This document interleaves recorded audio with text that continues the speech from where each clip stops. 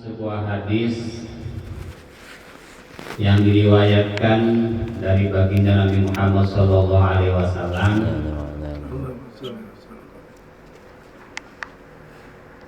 Beliau bersabda, Inna Allah Ta'ala yahtaju yawmal qiyamah bi arba'ati anfus ala arba'ati ajnas minan nas. Sesungguhnya Allah Subhanahu wa Ta'ala pada hari kiamat nanti akan membuat suatu argumen yang tidak bisa dibantah, bahasa orang kirinya, terhadap dengan mencontohkan 4 orang. Argumen tersebut dengan mencontohkan 4 orang yang akan mengalahkan segala macam alasan 4 golongan. Yang pertama, Fayahtajullah al-azim alal agniya bi Sulaiman ibni Daud. Yang pertama, Allah akan mencontohkan segala kebaikan Nabi Sulaiman di dalam beribadah kepada Allah Subhanahu wa Ta'ala jadi terhadap orang-orang yang kaya. Misalnya di akhirat nanti Allah bertanya, wahai para agniya, kenapa kalian di dunia meninggalkan perintahku? Sholat kau tinggalkan, puasa kau tinggalkan. Seumpama orang yang kaya mempunyai alasannya, Allah, aku meninggalkan sholat karena aku sibuk mengurus harta, karena aku tujuan mengurus harta adalah untuk memberikan nafkah kepada anak dan istri.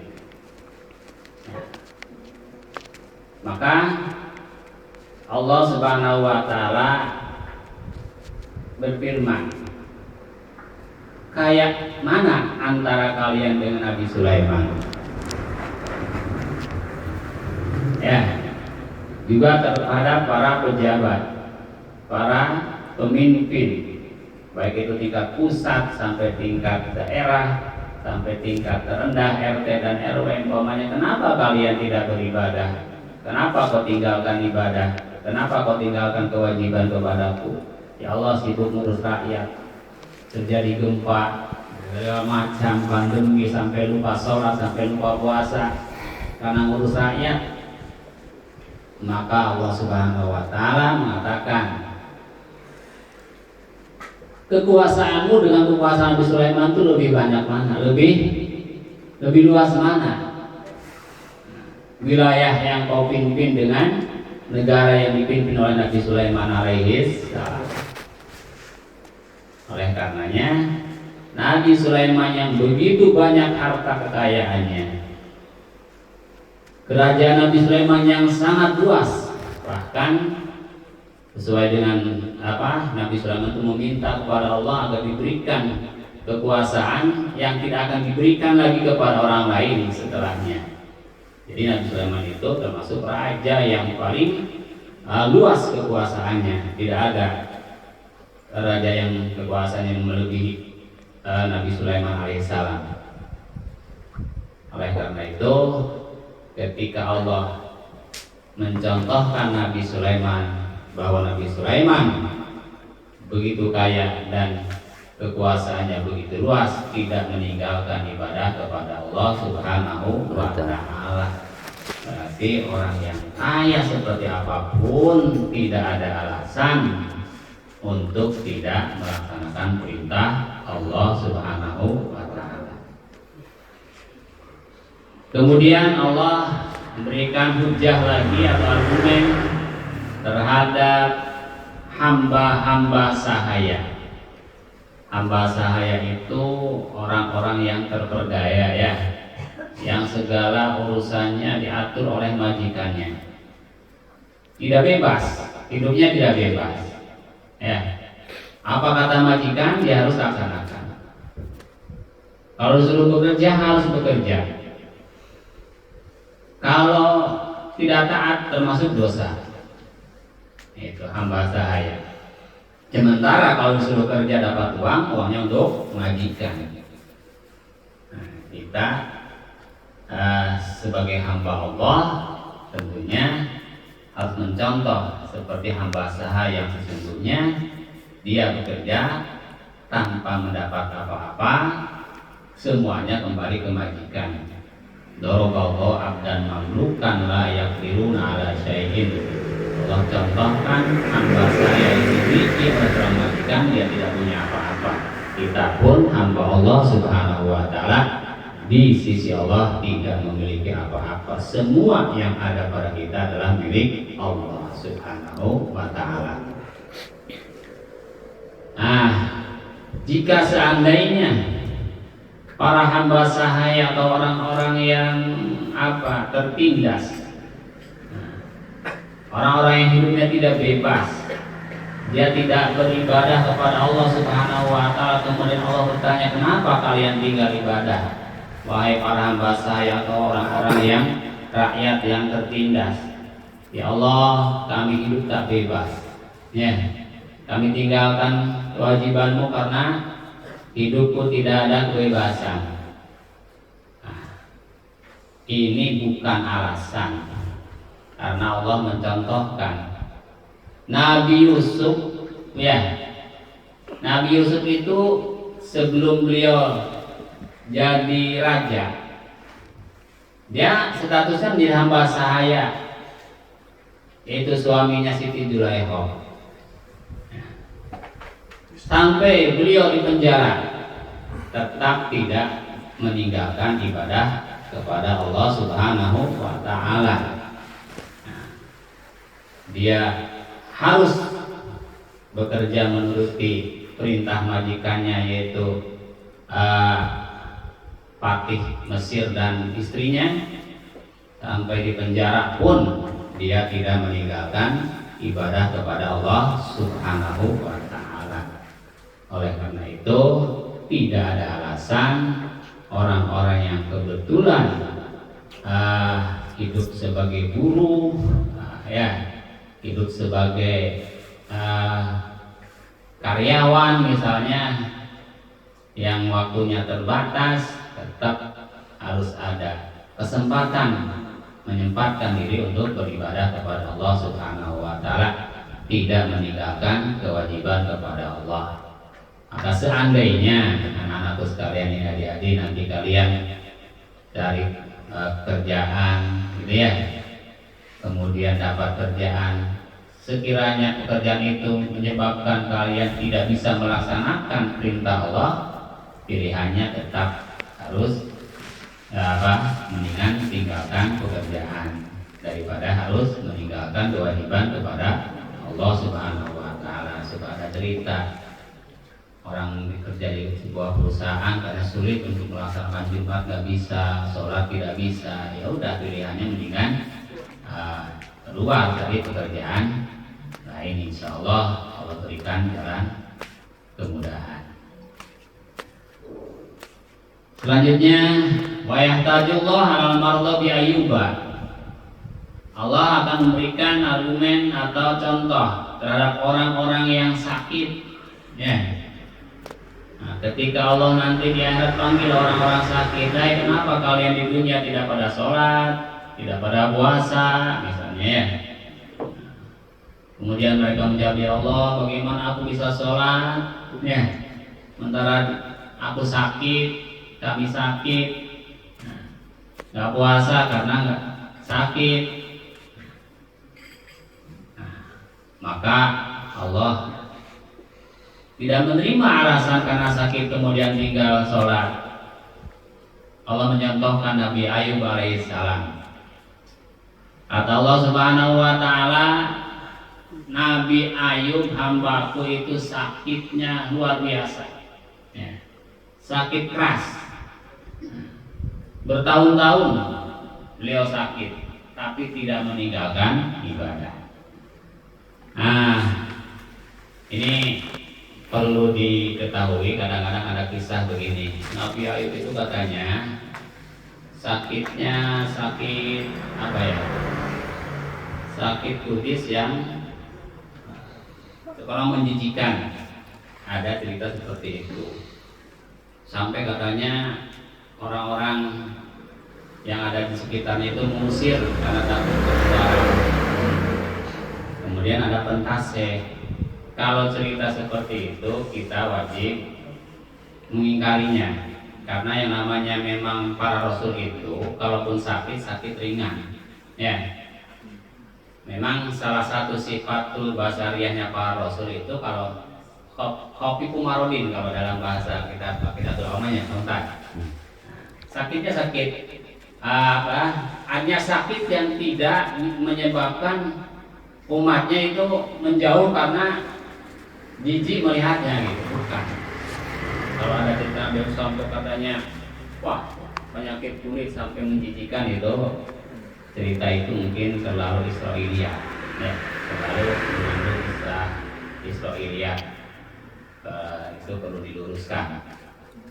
Sakitnya ya sakit, walaupun memang berat sakitnya, tapi tidak sampai menjijikan.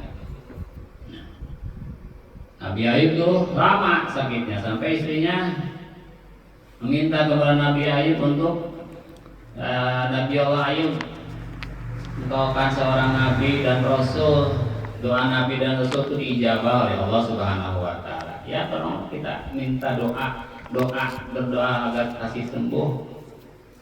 Nabi Ayub bilangnya, kita dikasih nikmat berapa tahun sebelum sakit ini, ya sakit ini belum seberapa.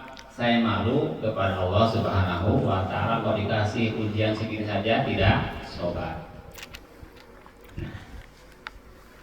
Maka orang-orang yang sakit yang meninggalkan ibadah kepada Allah tidak ada alasan, karena Allah mencontohkan kalau itu alasanmu tidak ibadah, toh buktinya hambaku Nabi Ayub bisa beribadah walaupun dia sakit. Nah, pertanyaannya sekarang dalam fikih ya, bahwa sholat, terutama sholat itu wajib dimulai orang balik sampai meninggal selama hayat masih di kandung badan, selama akalnya sehat, walaupun fisiknya sakit, sholat tetap wajib.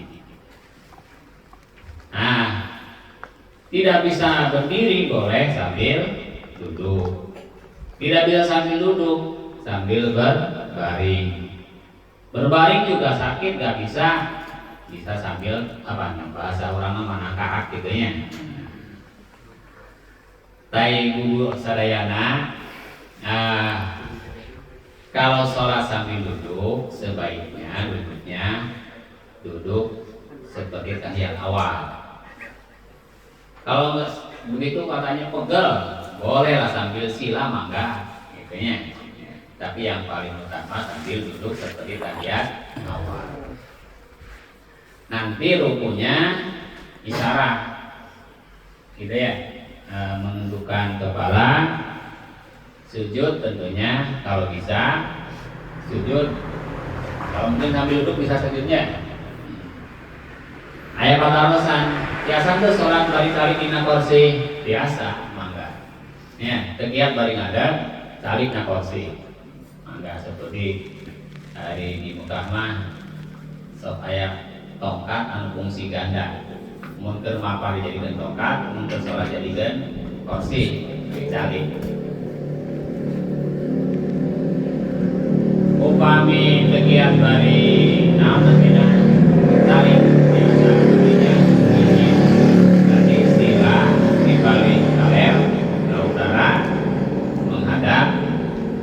Menghadap ke arah kiblat. Upami berbaring biasa, maka kemudian sambil terlentang angkara gitu ya. Upami sholat bari sare bari nangkara, berarti sirahna diganjel ku bantal kira-kira menghadap arah kiblat. Kemudian telapak kakina oge wajib menghadap kiblat, telapak kakina. Saupamina memang memungkinkan diarahkan ke arah kiblat. Saupamina di rumah sakit dan diinfus palbetna teh harus kitu teu bisa dirubah-rubah nyarutos sakumaha ayana niat salat. Mohon. Nah, upami puasa mah aya keringanan, intinya aya keringanan wa in kuntum mardha ala safarin iddatun min ayyamin ukhra. Jika kalian sakit atau dalam perjalanan kemudian berbuka karena tidak kuat, maka wajib mengganti bila sesuai bilangan tidak puasanya. Sepuasa sadinten ya doan sadinten. Keringanan dari Allah Subhanahu wa taala. Ya. Sebetulnya kewajiban yang Allah wajibkan kepada kita itu sudah diukur sesuai kemampuan kita. Andai kata tidak sesuai dengan kemampuan yang umum, maka ada rukhsah atau keringanan. La yukallifullahu nafsan illa wus'aha. Seterusnya wa yahtaju alal fuqara bi Isa. Kemudian Allah Subhanahu wa taala membuat hujjah atau argumen terhadap orang-orang fakir, orang-orang miskin, ya. Dengan Nabi Isa alaihissalam. Misalnya nanti di akhirat Allah Subhanahu wa taala bertanya kepada orang-orang fakir, lima taraktumul ibadah, kenapa kalian tidak ibadah? Ini tesarolat kunaon, ya, separuh asa si kunaon, kenapa kalian tidak puasa, tidak sholat, atau ibadah-ibadah yang lain? Jika mereka mengatakan atau menjawab, nahnu masguluna bimasaqatil fakri, ya Allah, Engkau maha tahu, kami ini orang-orang fakir, ya, susah makan. Nah, belum tadi itu belum dia 3 waktu sholatnya. Karena apa? Kami tinggal satu karena mencari rezeki sesuap nasi. Ya, kalau orang-orang kaya mungkin duduk di rumah, waktu luang banyak untuk melaksanakan sholat ataupun puasa. Sedangkan kami kalau diam saja di rumah, itunya mau bisa dahar, itu palionya. Itulah ya Allah yang menyebabkan kami tidak sholat, karena kartu dia milari rezeki kangge bertahan hidup. Maka baik, kalau itu alasan kalian, kata Allah Subhanahu wa taala, abdi Isa aqaru man fil ardi. Hambaku Nabi Isa adalah orang termiskin di dunia. Baik cek antara teh imannya. Aqaruman fil ardi, hambaku Nabi Isa itu adalah orang termiskin di muka bumi. Ya. Wawala yang beriku sayaan di dunia, dia tidak punya apa-apa di dunianya. Maka makannya itu dengan Nabi Isa puasa wae. Sahur buka teh cai nu aya, pupucukan dan daunan. Tegaduh bumi Nabi Isa. Falaisa lahu baitun wala malun wala zaujatun. Hambaku Nabi Isa tidak punya rumah, tak punya harta, tidak punya istri. Wa huwa lam yatruk al ibadah, tapi beliau tidak meninggalkan ibadah kepada Allah Subhanahu wa taala. Nabi Isa, ya, yang oleh orang-orang Nasrani dikatakan putra Allah, gitu ya. Dan padahal karena Nabi Isa lahir tidak punya, dari seorang ibu tidak punya suami, sehingga mereka menganggap putra Tuhan. Padahal Allah berfirman, inna matala Isa indallah kamasali Adam. Sesungguhnya perumpamaan Nabi Isa menurut Allah itu seperti Nabi Adam. Orangnya Nabi Adam atau ibu bapaknya. Nabi Isa tidak punya ayah. Tapi bukan putra Allah, karena Allah itu sudah jelas lam yalid walam yulad walam yakul lahu kufuwan ahad. Ini bukan dalam rangka menghina agama lain, bukan, ini mah tentang akidahnya. Disebut sebagai non ekstrim. Jadi Nabi Isa, ayat Pak, ayatnya kabuktiannya, loba binatang anu teu dikawin ku jabuna boga anak. Sapi, loba sapi tadi kawin ku sapi lalaki kok boga anak. Gitu. Ayam bertelur, sok ayam negeri ya bertelur lain. Ayam jagoan udah. Ayah nu marabanan lalaki itu lagi anak. Hingga ulah ngambil kesimpulan bahwa karena apa? Ya, ini mah kita punya keyakinan bahwa perumpamaan Nabi Isa menurut Allah itu seperti Nabi Adam. Intinya kalau Allah berkehendak, ya segalanya mudah. Tidak ada syai'an ayyaku lalahu kun fayakun. Nah, jadi kanggo jami-jami miskin teu aya alasan tinggal ibadah. Pokona mah nu kaya, nu pejabat, gitu ya. Orang-orang buruh, orang-orang miskin, pokona mah nu statusna kumaha bae, itu teu aya alasan kanggo ngantungkeun ibadah ka Allah Subhanahu wa taala. Hanya kesempatannya. Semua perintah Allah sudah diukur, pasti sesuai dengan kemampuan yang diperintah, yaitu manusia. Kemampuan sudah cek nafsu pasti lamun ya. Sok ayeuna puasa 1 tahun ngan sabulan teh. Mohon. Salat sadinten sawengi 24 jam ngan 5 waktu. Lila paling ke 5 menitnya sholatnya. Kalilaan itu. 5 menit kalilaan. 5 menit terus lila teh itu saya Pak. Kamu harus apal dulu hikmahnya. Sekali. Tamu lila sholatnya kok tidak apal. Gitu. Nah, jadi ibadah ke Allah Subhanahu wa taala aya alasan kanggo ngantun ibadah. Jadi sajabi ibadah anu pokoknya kambihan ibadah anu sunahna, karena seperti orang kos disaurkeun ari ngaran wajib teh itu modal. Asa orang dagang rek balik modal bae, mendingan sare di rompoknya. Lamun jualan kan hanya kembali modal. Eta geus rugi alhamdulillahnya. Nah, tapi kan orang bicara hayang kenging untung nanti naon. Nah, nyata dina ibadah teh tambihan ku ibadah sunnah. Ibadah sunnah, bersunah sholatna, sunah puasana, gitu. Di dia kan Nabi Muhammad Sallallahu Alaihi Wasallam ada bukan, nah, dah.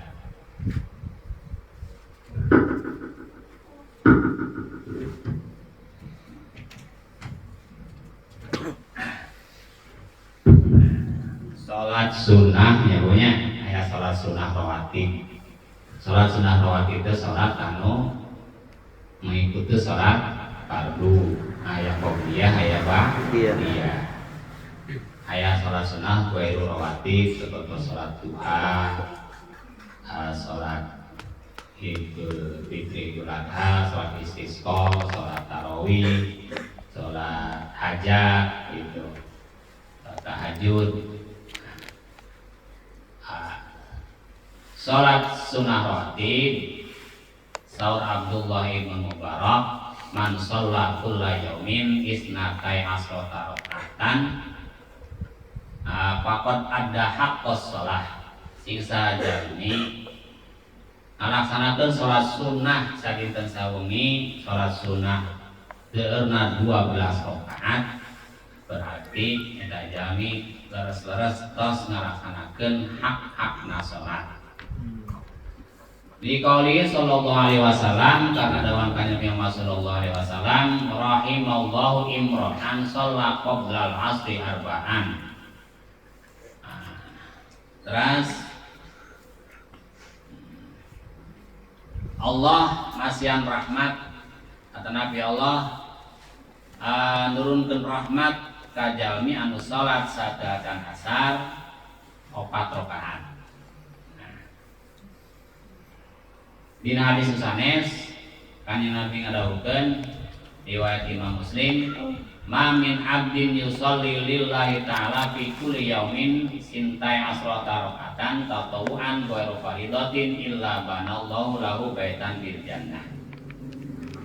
Daya seorang hamba Allah Subhanahu wa taala anu salat sunnah karena Allah setiap dintenna nyaeta 12 rakaat salat sunnah. Jadi dikasih dia ghairu faridatin sanes salat fardu illa banallahu lahu baitan fil jannah, angin Allah bakal ngabangunkeun hiji gedung di surga. Jadi balasan jalmi anu ngalaksanakeun salat sunnah rawatib 12 rakaat eta balasanna Allah bakal ngabangunkeun gedung di surga. Waduh, berarti lamun tiap dinten berarti sabaraha. Geus lah mikir eta. Jadi hayang gaduh bumi di surga. Namun aya bumi di surganya pasti orang lebar ka surga. Namun dibangun dulu Gusti Allah di surga. Nah, salat sunnah rawatib teh anu aya nu muakkad aya nu ghairu muakkad. Nu 12 rakaat ieu anu sunnah muakkad. Berarti nyata salat qobliyah zuhur man sholat qabla dhuhri 4 rakaatin. Nah, 12 rakaat teh nyata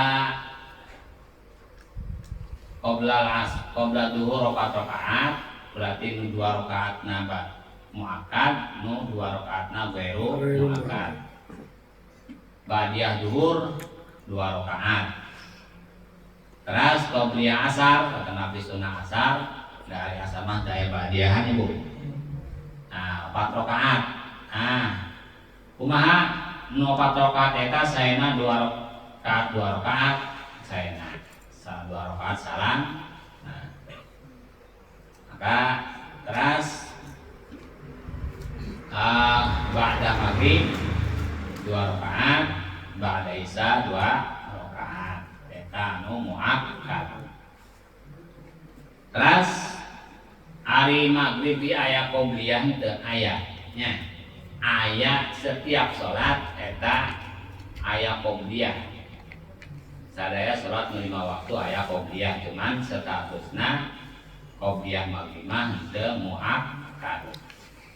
Lajeng nu teu aya ba'diyah nyata subuh sareng asar. Eta mah mung aya naon namina qobliyah. Maka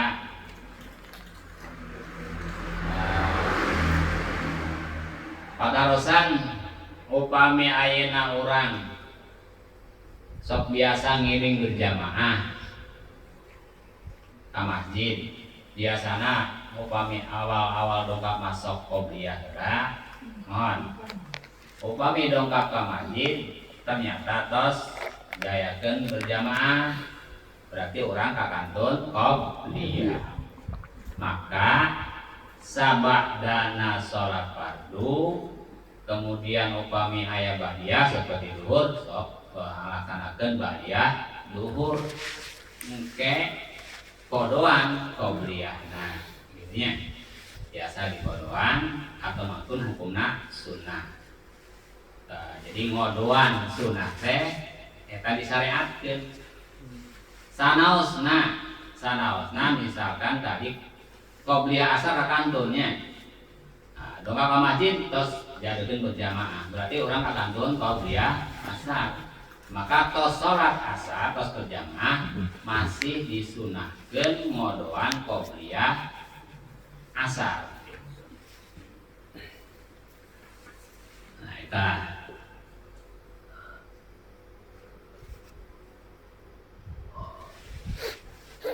jadi sajabina sholat sunnah qobliyah ba'diyah eta nu pilih orang sholat tahajud nya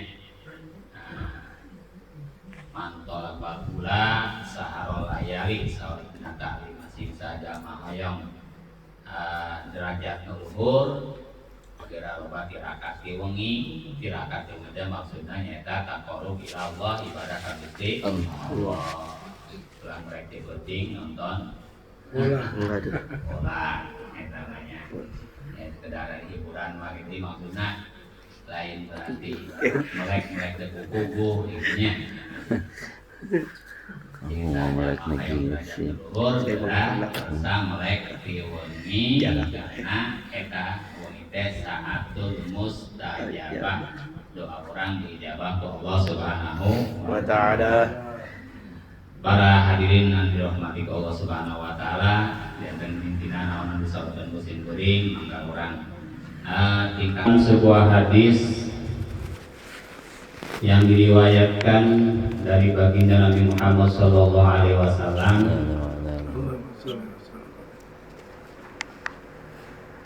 Beliau bersabda, Inna Allah Ta'ala yahtaju yawmal qiyamah bi arba'ati anfus ala arba'ati ajnas minan nas. Sesungguhnya Allah Subhanahu wa Ta'ala pada hari kiamat nanti akan membuat suatu argumen yang tidak bisa dibantah, bahasa orang kirinya, terhadap dengan mencontohkan 4 orang. Argumen tersebut dengan mencontohkan 4 orang yang akan mengalahkan segala macam alasan 4 golongan. Yang pertama, Fayahtajullah al-azim alal agniya bi Sulaiman ibni Daud. Yang pertama, Allah akan mencontohkan segala kebaikan Nabi Sulaiman di dalam beribadah kepada Allah Subhanahu wa taala untuk jadi terhadap orang-orang yang kaya. Misalnya di akhirat nanti Allah bertanya, wahai para agniya, kenapa kalian di dunia meninggalkan perintahku? Salat kau tinggalkan, puasa kau tinggalkan. Seumpama orang yang kaya mempunyai alasannya, Allah, aku meninggalkan sholat karena aku sibuk mengurus harta, karena aku tujuan mengurus harta adalah untuk memberikan nafkah kepada anak dan istri. Maka Allah Subhanahu wa